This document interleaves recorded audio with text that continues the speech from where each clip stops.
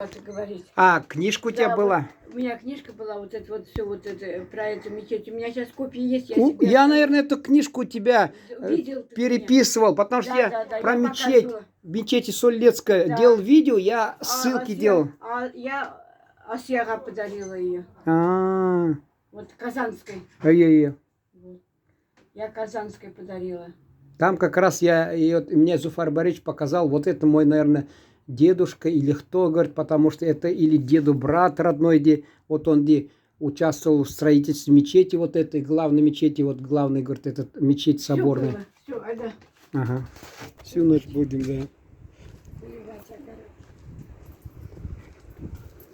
Ну, говорит, надо полить огурцы. Я говорю, вот езни, говорю, нам каждому по ведру пива поставь. Вот, и мы всю ночь будем поливать огурцы. Выбегать и поливать, выбегать и поливать.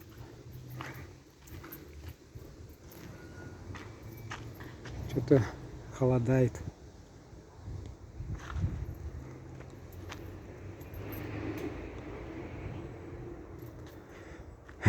Прохладно, что август холодный.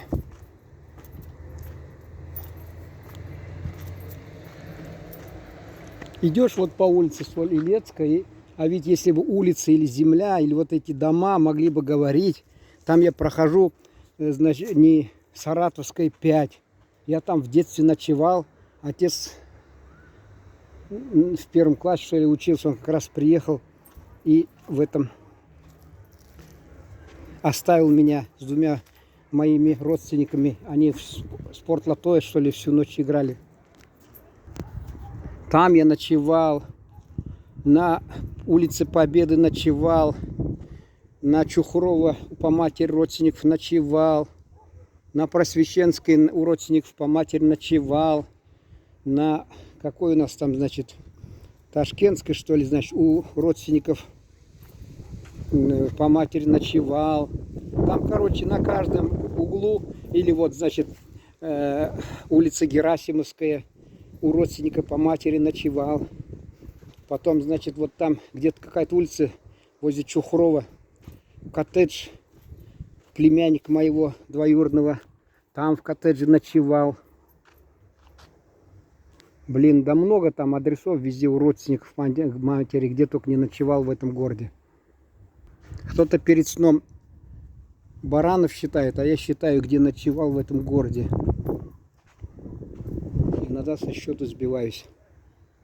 Вот столько родственников у нас.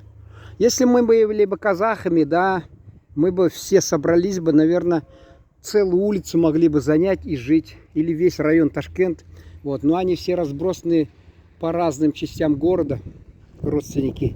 Нас, к сожалению, вот советская власть вытравила, видите, они были репрессированы, и остальные родственники боялись с ними отношения поддерживать, чтобы не подвергнуться. Вот как раз сестра рассказывала троюродная, что один из родственников пошел провожать на вокзал другого, и его, значит, схватили и посадили. Вот как только что не вытворяла эта власть тогда.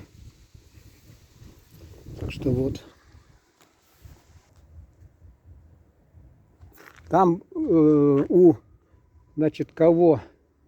У них, у деда там репрессированного, или нет, Зуфар Борисовича, дедушка репрессированный, он говорил, пятистенок был, с 8 окнами дом был. И вот он говорит, вот действительно, они, значит, когда коллективизация пошла, у него даже, он говорит, из Германии технику выписывал, самую передовую, которая на 20 лет опережала в развитии тогдашнюю технику в России. Даже вот как в Романовке немцы, колонисты, значит, немецкие, выписывали технику тоже, и они тоже, он тоже. Вот. И он, говорит, технику сдал, скот сдал, все сдал, говорит, колхоз вступил среди первых, а его все равно потом, он в колхозе находился, все отдал, а его, значит, надо было план по кулакам выполнять. Ну, вспомнили, что он кулак, и вот репрессировали. Он, значит, получается, в конце 20-х, наверное, вступил в колхоз, а в 1936 году его расстреляли. Вот за что, интересно? За то, что он колхозное движение поддержал?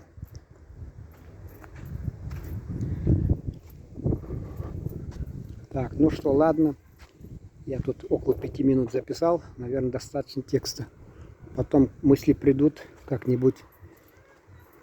Можно продолжить тему. А пока спасибо за внимание. Всего вам доброго.